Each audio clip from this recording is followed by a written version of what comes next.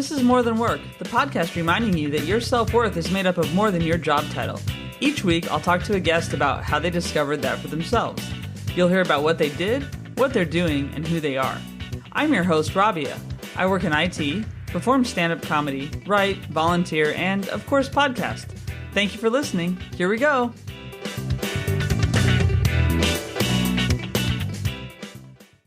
Welcome back to More Than Work, everyone. Or if this is your first time listening, thanks for being here. I really appreciate you tuning in.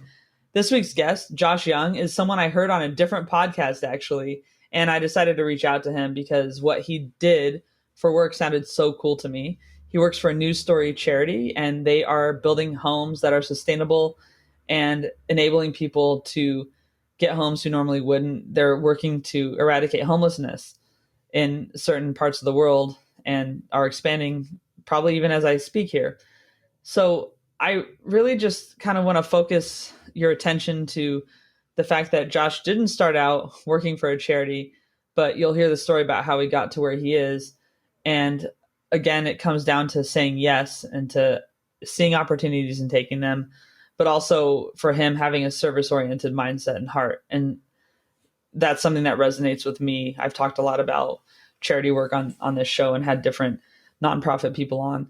I also like that the charity he works for is doing something really innovative. It reminds me of the chat with Monik Suri very recently from Therma, where we talked about what they're doing with supply chain. So if you're interested in the environment and innovative solutions for that, tune into that episode too.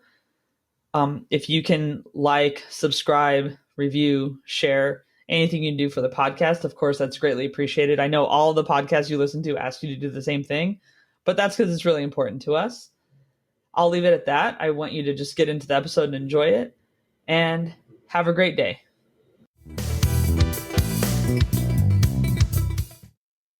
Hey, everyone. So my guest is Josh Young. He's Chief of Staff at News Story Charity. Thanks for being on, Josh. How are you doing? Yeah, it's a pleasure to be on. Thanks for the invite. I'm doing well. And you? Doing fine, thanks. And where am I talking to you from? I am in Atlanta, kind of a layover between where I was and on my way to Mexico. Are you going to Mexico for work? Yep. We have a community we're building down there, a few actually. So I'm really excited to check it out, work with our local partners. Amazing. So why don't we just dive right into what is News Story? Yeah, for sure. I'm the Chief of Staff at News Story. We are a nonprofit organization that is focused on pioneering solutions to end global homelessness. That's our mission, to look for innovative ways to solve the housing crisis globally. Our focus is on new innovation. So each community we build, we have a different concept we're trying to prove. All that goes towards lowering the cost of construction, increasing the speed of construction, all while maintaining or even increasing the quality of homes being built. And we're bringing it to the world's most vulnerable families when typically innovation reaches them last, if at all. That's amazing. And I mean, just so in talking about homelessness, I mean, that's something that is a problem. I grew up in California. It's a big problem there. Everyone knows about San Francisco. I think it's famous for that. But then I'm here in London now, and there's definitely a problem here too, and more of I would say more socialized country, right? And so I think around homelessness too, there's a big stigma around people because there's the mental health aspect, maybe the possible substance abuse aspect, but then also there's just people who lose their jobs and stuff that, and for any of them, no one really deserves to not have a home or to be unhoused. So what for you, I guess, do you say maybe if you tell someone you work with the homeless and they kind of make a derogatory comment, or do you hear that? I mean, I do, so I don't know if you do, but I'd be curious. Yeah, for sure. I mean, there's always going to be someone with the perspective that they're in that situation for a reason that they have some control over, which most of the time is not the case. Specifically, the work we do, we're focused in Latin America, where we're building. There's a few reasons I can get into, but there is simply no path to home ownership. One of the reasons being that 70% of the population in El Salvador, Mexico, where we build, they're unbanked. So Mm-hmm. there's no access to affordable loans, especially long-term housing loans. There's not opportunities for land ownership and identifying who actually owns the land and the documentation. So really what we're actually pivoting towards is just making affordable housing possible for families who, have some level of income, are working towards making a better life for their family. Mm-hmm. And just having the opportunity to be able to buy your own home at an affordable rate is something that's unheard of in a lot of the world. So, I mean, housing affects more people than any crisis other than arguably climate change, which affects everybody. But the housing crisis, 1.6 billion people in the world live homeless or in inadequate shelter. That means ground floors, dirt floors, tin walls, tarp roofs, just something that doesn't provide dignity and respect. And we are working towards bringing that total number down. But unfortunately, it's actually going up. So the UN is projecting that number to grow to 3 billion by 2030, partly because of natural disasters, different economic situations, but the number's going up. So we realized we needed to do things differently. And that's kind of what News Story was set out to do. So named News Story for two reasons. A new story for families who are receiving the gift of home, the Mm-hmm. beneficiaries of housing, and two, a new story for nonprofits. So a nonprofit that operates with complete transparency. We guarantee and promise that 100% of all donations go towards construction costs. None of it goes towards operations. And on top of that, we are doing things that are innovative. Mm-hmm. Typically, nonprofits play it safe, they don't take any risks. But when you're working with something as prominent and global as housing crisis, you need to do things differently Yeah. to change it. That's great. And thanks for sharing all that. And especially those stats around homelessness, because I think everyone becomes aware of what's going on in their community and what they see in their Mm-hmm. community, but that's not necessarily like the full view. And then culturally, it is different in other countries. Like you're talking about Latin America, but even if you look at the US, the housing market is Yeah, so insane at this point, right? That absolutely. I don't know. I mean, I don't know how people can afford anything. And there's lots of predatory practices, not Hmm. just internationally, but domestically too. Like everywhere, people are taking advantage of the most vulnerable population. So, just being able to offer opportunities where someone can have a path to homeownership for generations. Hmm. Amazing. I know what one of the innovations is just because, and I just full disclosure, I heard Josh on another podcast and I was like, I got to get this guy on my podcast. So that's how he's here. But you were talking about like 3D printing. So can you Yeah. talk about that innovation and then any other one? But that's the first one just because I know about it. Yeah, no, 3D printing is easily our flashiest innovation. Like it makes people go like, "What? You can 3D print an entire home?" Honestly, one of the things that drew me to New Story, or at least caught my attention when I joined. But yeah, 2018 we went viral for creating the world's first 3D printed community. So we led the research and development of this product, and in 24 hours, a printer can completely print a 3D printed home.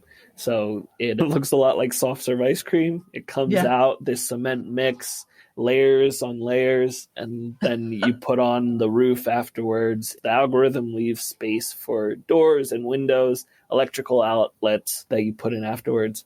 And it's crazy. It's absolutely insane. And I'm going to brag on News Story a little bit. I'm really Yeah. proud of the organization, but we were one of the first nonprofits to ever be accepted and graduate Y Combinator, which, if you've Oh, never heard of Y Combinator, is the premier startup accelerator in the world. They produced Airbnb and DoorDash and Coinbase, a long list of for-profit companies that everybody's heard of. And then we were the first nonprofit that they devoted time and resources to.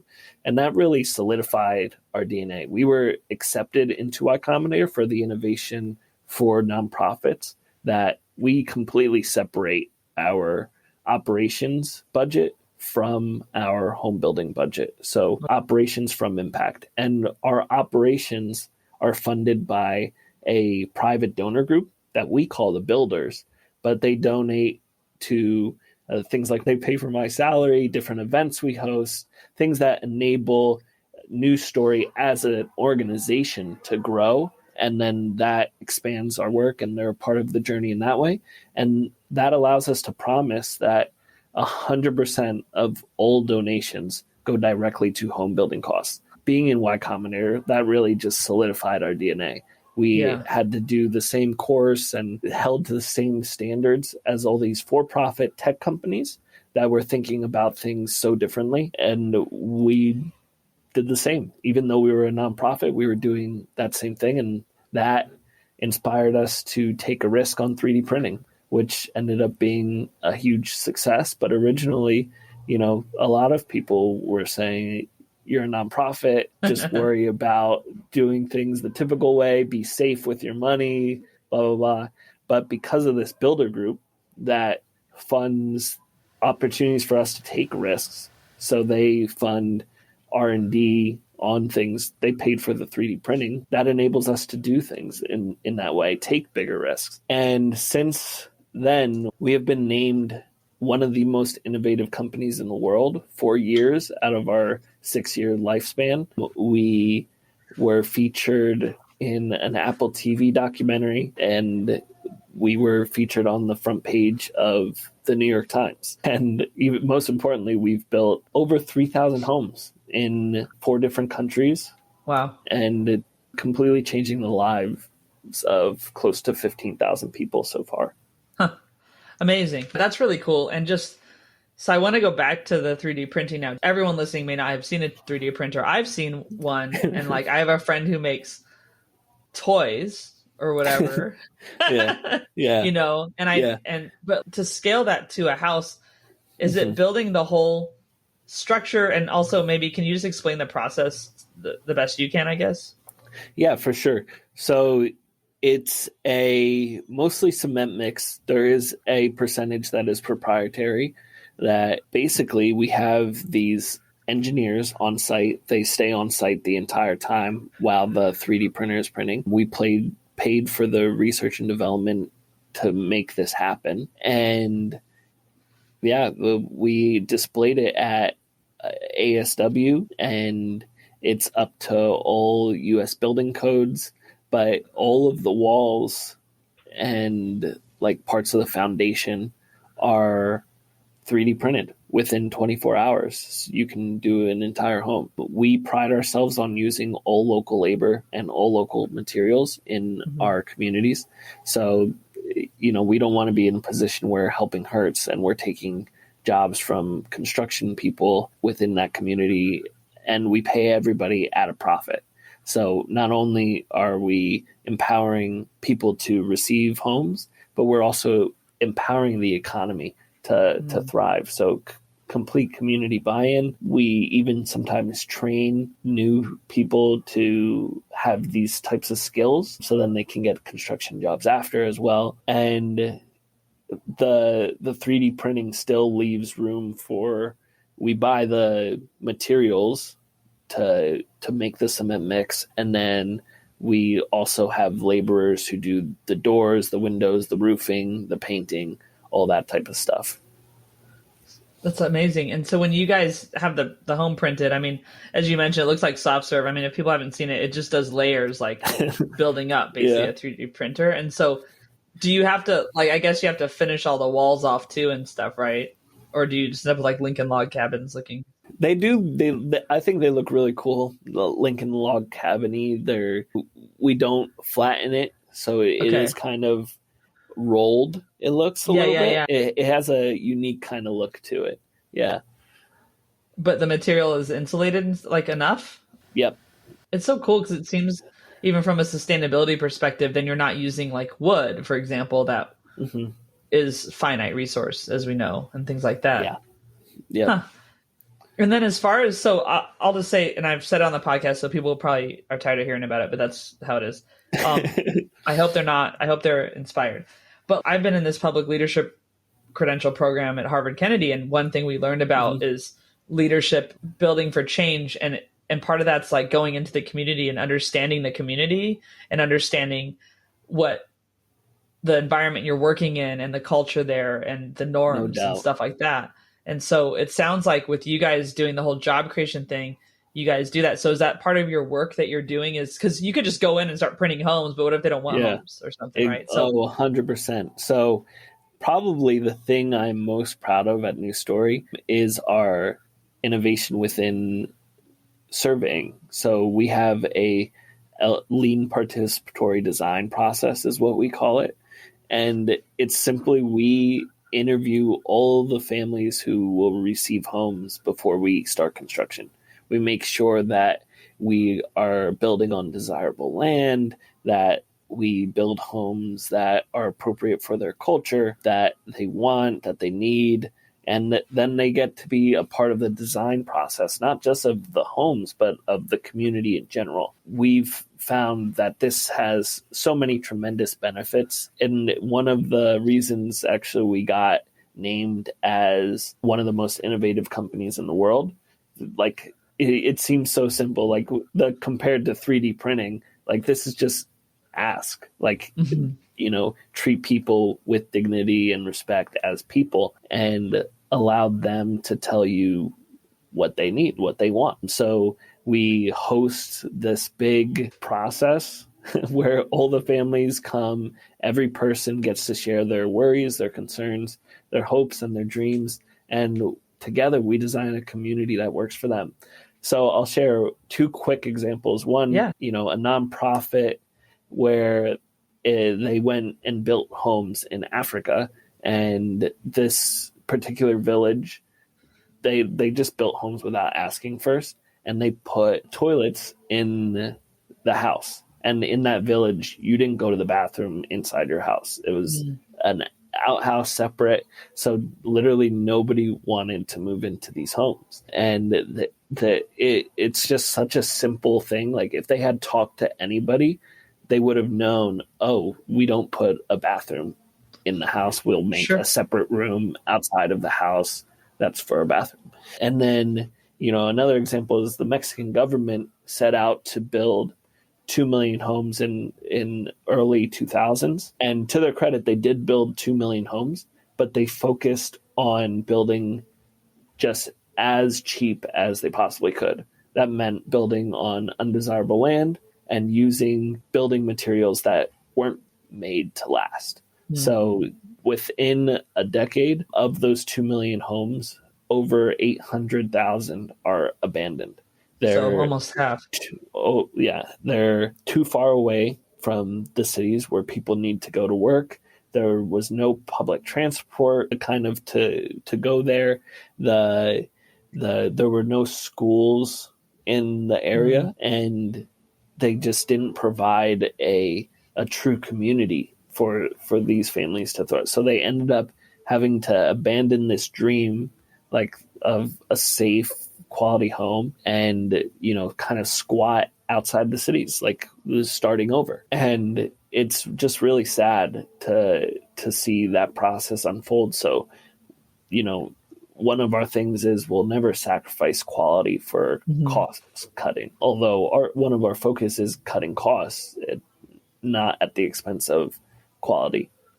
Yeah, and it's funny because these problems occur in different sectors. Like I'm in technology, and I'll see, for example, people wanting to cut a feature, but it would be useful for the users. But then it's saving money, but then you're taking away something they could use. And especially when you look at accessibility of websites and stuff like that, right? Yeah. And it's very similar to what you're seeing in the housing and the physical space.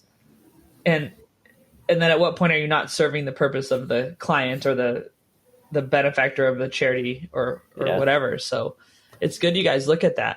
Is this like one of your first jobs out of school, basically? I started out as I went right to Wall Street after school. So I did sports and academics, excelled, and that's literally all I did. Blinders Right. on, kind of took advice from mentors, and everybody said, if you excel, you go work on Wall Street. That's what you do. And then, different movements in my heart, I ended up switching to move in with a mentor and work on his political campaign in the States. And we won that campaign and got introduced to a tech CEO, ended up taking a job there, and then got accepted to Harvard grad school right before the pandemic started. So I actually met News Story's CEO on their last day in office before the pandemic shut everything down. And we just really hit it off. It was also during a time in my personal life where I was just like feeling moved and looking for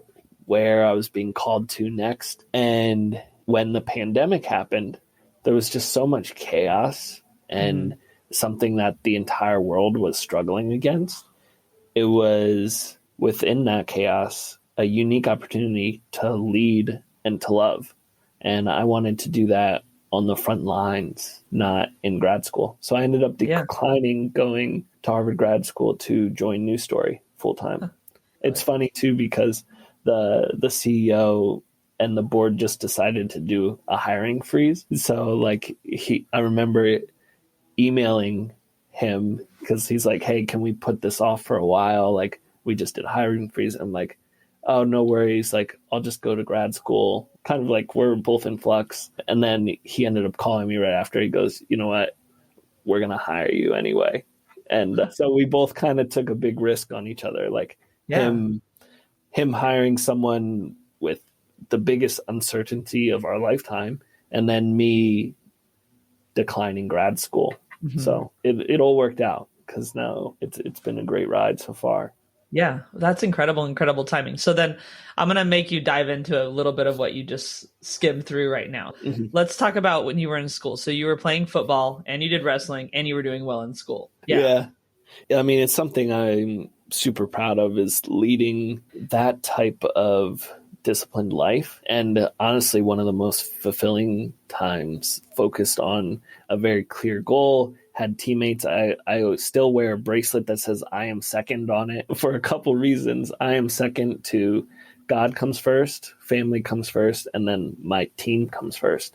So kind of needs of the collective over my personal preferences is kind of how I viewed that. And when I was younger, we lost our dad at a really young age. I was 6 years old, and my two younger brothers kind of looked to follow my lead. So I took that very seriously. And it basically, if it wasn't gonna help me in sports or help me in academics, I ignored it completely. So, I mean, I wouldn't recommend that necessarily. I think it's important to take risks, but not at the expense of ruining something that you know is good. So as someone who felt the responsibility of leading and doing everything on a good path, I decided not to take any risks and I focused on school and sports. My younger brothers, one of the most proud things of my life is that they got into Ivy League schools. One is just graduated from Columbia University. He was a football wrestler there. And then my youngest brother is a Harvard undergrad. So just kind of focusing on setting a good example for them. I'm sorry about your dad, by the way. That's something, even though it was when you were 6, it's still not something to not acknowledge, right? And so I'm really sorry you went through that. I'll share with you, I mean, I've lost my brother, and part of that has led me to have service be a bigger part of my life. I don't have the religious aspect you do, but we can talk about that. But I have that kind of mindset as well. So I like that I'm second. That's actually really resonating. But I know too, part of what I do is sometimes serve others kind of to honor him. And do you find that that's part of what you've done with your dad, or how has that shown itself? For sure. Most of my adolescent time was spent emulating things I thought my father did. It just kind of doing things that would make him proud. I still, to this day, that's kind of what I think about what's going to make my dad proud. Yeah. And it is a huge influence on my life. My mom is one of the most influential people ever. And like her personality is so bubbly, so kind.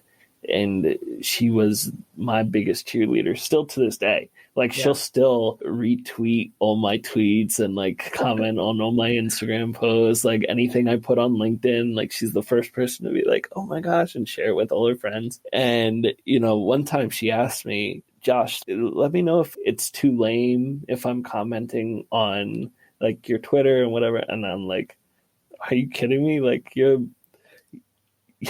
one, you gave everything to me. You provided me with every opportunity. When we were younger, she worked 2 jobs so that we could have somewhere to stay. Mm-hmm. We all 4 of us shared 1 bedroom. And, if anything's the opposite of lame, it's what you have done for me. So I'm proud that you're sharing my tweets, that you're proud of me. It's the opposite of lame, but we didn't have a lot growing up, but we always had each other, and that love was enough. Yeah. Oh, that made me well up too. So that not every guest does that, Josh. So good job. And that's amazing about your mom. So you went to school and you did what you did there and focused and did well. And then you went to Wall Street. And so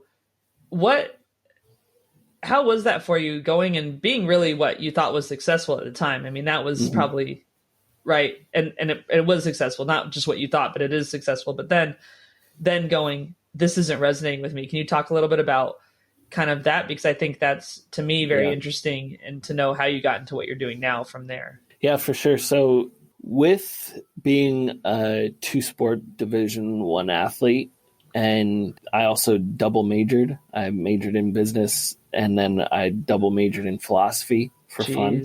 There wasn't a whole lot of time to think about goals outside of my immediate things. Like, I want to win the next football game. I want to put on 20 pounds. I want to, like, there's very disciplined life choices you can make for very straightforward goals. Like, I want to win this match on this day, so I have to do this, and this to prepare myself for that. Once sports were a non-factor, grades are the same way. Like, you study, you put in the time, you get a good grade at the end, right?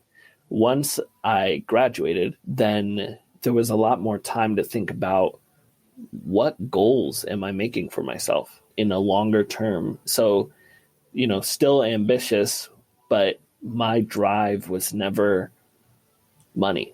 So I found that on Wall Street, the drive for success was purely money. Like, that was the factor of impact, and it didn't resonate with me at all. I wanted to make a positive impact in the work that I do day to day.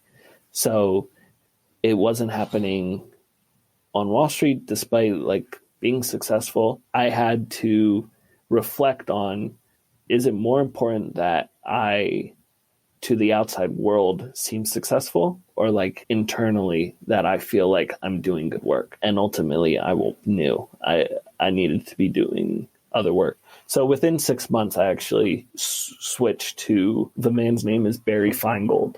He's a state senator up in Massachusetts. I moved in with him and his family and helped run his political campaign.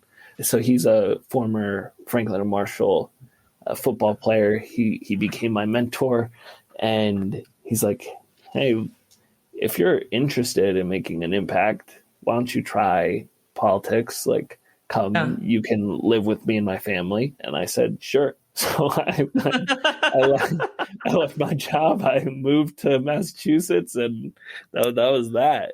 Like, let's make an impact together. So, I'm very much moved by my spirit and different opportunities. I'm always looking for a way to learn and to grow. So that's what led me to my position here. That's really cool. And it's good to me, just not that you're asking me for feedback or I have to give you feedback, but to me, it's good that you that you figure that out, because that's the kind of thing where, and what I try to talk about on this podcast a lot is just about, not basically not being afraid to say yes. And you said yes, because that's a big risk to go work on a state Senate campaign, first of all, to move into someone's home, but also to leave what everyone's working for, which is a lot of money. Because right. you're nuts. So for me, if I do something like that, I'm following something. And for you, it's you're led by something which is more your faith, right? Mm-hmm. But how do you relate that to other people who maybe, if they say, well, they don't have that same faith, but they're still led by something? Like, how do you feel about that? And also, how is that resonating for you and what you're doing? Yeah. So the biggest advice I could give to someone, especially early in your career, don't worry about title or your salary. It is all about putting yourself in positions to learn, in putting yourself in position to get different opportunities presented to you. So if you're not learning, if you're not being pushed, you need to find a new place to work, right? I think that a lot of times, especially because of the way academics is set up, people are driven to one thing or another based off of things that shouldn't really matter in the long term. So I think that although, well, for going from Wall Street to a political campaign was a 90% decrease in salary. But you don't have to do anything that dramatic. But the opportunities doing that definitely springboarded my career afterwards. So I don't think I necessarily get into Harvard grad school if I don't take risks and maybe in some people's eyes take a step back. But I'm more concerned about writing a long-term story. So you might be able to work yourself up very quickly to making six figures, but there might be a plateau right there and you're not learning, you're not growing, you're not preparing yourself to be something greater, right? And that you need to be able to reflect on that. And if you need to take a salary decrease, or if you need to take maybe what some might feel is a title that's not a promotion, it might be better for your long-term prospects. And especially when you're early in your career, the $10,000 that you might have in one position compared to another position doesn't matter. It's much more important that you have an opportunity to do something that other people aren't doing, or getting an experience that other people wouldn't get. Yeah, it's very, very wise, really. But it's easy to follow that once you realize it, right? I mean, that's the thing. Yeah. I mean, it's harder to recommend to somebody who has dependents. Yeah. So there's a whole lot of life factors that play into this. But for someone who has just graduated college, or early to mid 30s, even sometimes, I think definitely if you need to take a step back to be springboarded forward, that's usually how it happens. Yeah. And what was the grad school? What was the degree you were going to do? Was it business, or what were you going to do? I was going to, Kennedy School and the MBA program have a dual degree type of thing, where you can get 3 years and 4 years and 3, and they're connected. So with the public policy or public administration public one. Policy. Okay. Yeah. So that's the program I'm in, is their credential. That's basically 18 months that you're doing the intro to the public policy. That's cool. Oh, see, we were almost, I mean, I'm like fake Harvard at this point, but yeah, we were almost in the same similar programs.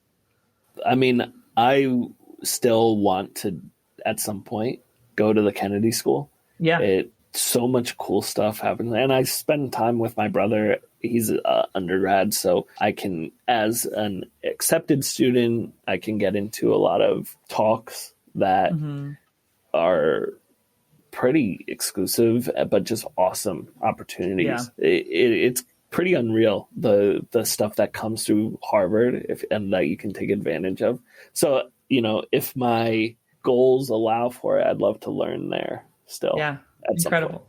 Well, good. So as far as one thing I talk a lot about on this podcast, besides what we've done, which is your path and how you got to somewhere you're passionate about in service, is what are you doing outside of work? Because you're a nonprofit. You are in a space that it's maybe not necessarily life or death literally, but it's really it's life, and it's providing a gift to people.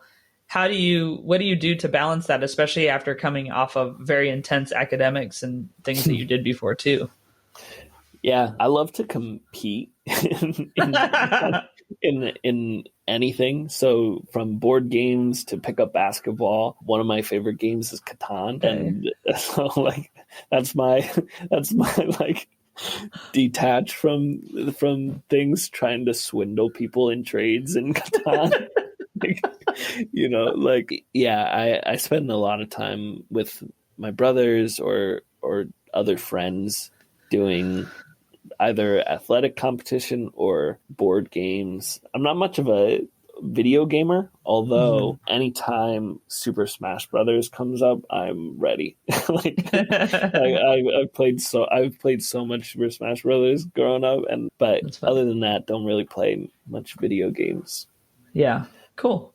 So at least you keep yourself balanced, basically.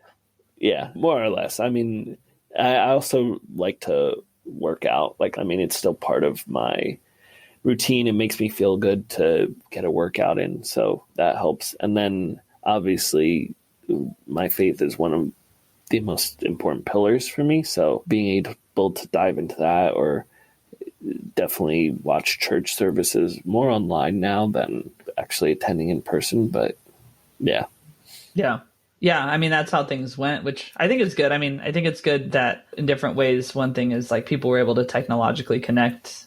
You're still able to do that and do what's important to you. Awesome. Yeah. So Josh, I mean, I'll ask do you have advice to share, but you already shared advice. So I think that we'll just kind of go into the fun 5 questions. So it's the questions I ask everybody just because I'm nosy and want to put everyone in some kind of control group. Cool. Sounds good. Okay. So the first one, what's the oldest t-shirt you have and still wear? Oh, I still have a wrestling long sleeve t-shirt from my youth program days. So 5th grade, my mom bought it super big so I could wear it for a long time. It has Young on the back, and we were league champions, and I still wear that shirt all the time to work out or even go to bed, and it reminds me of some really good memories growing up wrestling. But yeah, that's something I haven't thought about in a while. Good question. God. Well, for mom to buy it that big, because I imagine you were not your height or. Oh no. I mean, she bought lots of things in men's larges that when when you're young, you don't even care that much. But now I can still wear it. So yeah, it's really cool. Good. But we all wear these big clothes. I have some t-shirts I had in junior high. I definitely gained something from that. But yeah, that was so funny. All right, cool. And then this one, it's if every day was like Groundhog's Day, because that's what it felt like for the last couple of years. What song would you have your alarm clock set to play every morning? Oh, probably a worship song. Maybe something upbeat by Kirk Franklin, like Smile would be a good one, I think. Yeah. All right, good. And I have a Spotify playlist, so I'll add that to it. It might be my first worship song, actually. So that'll be yours.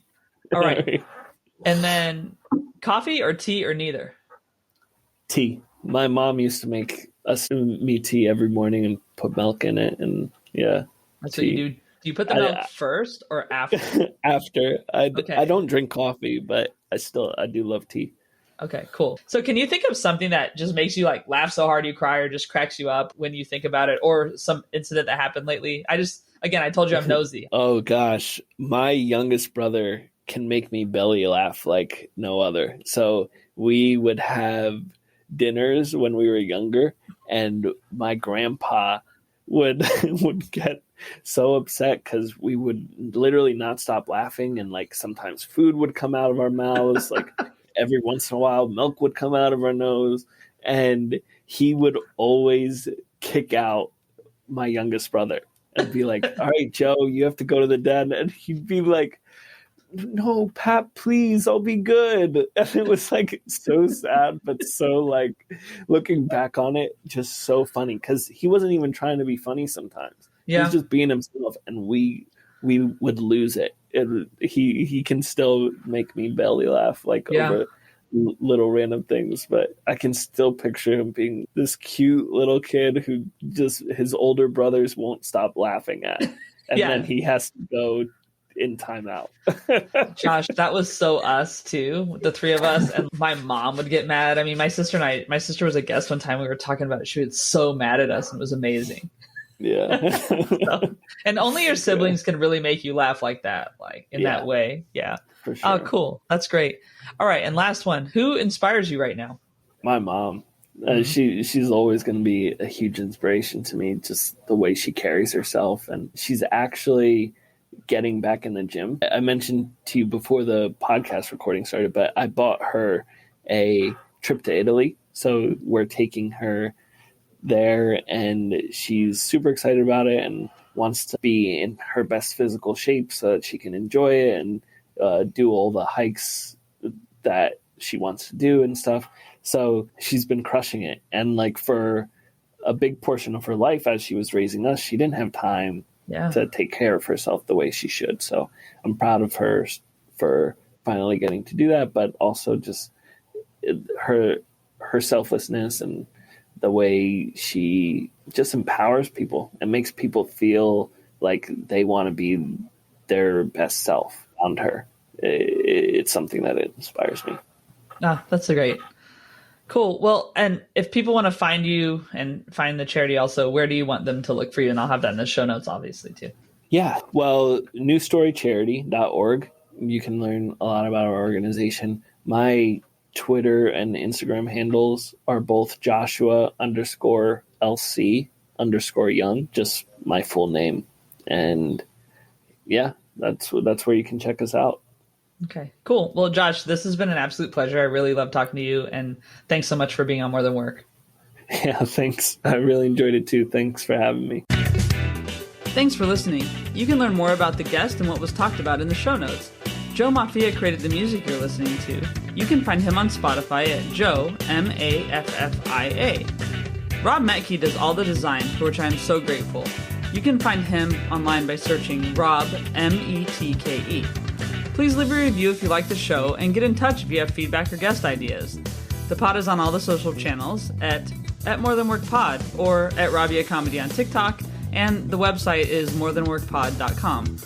While being kind to others, don't forget to be kind to yourself.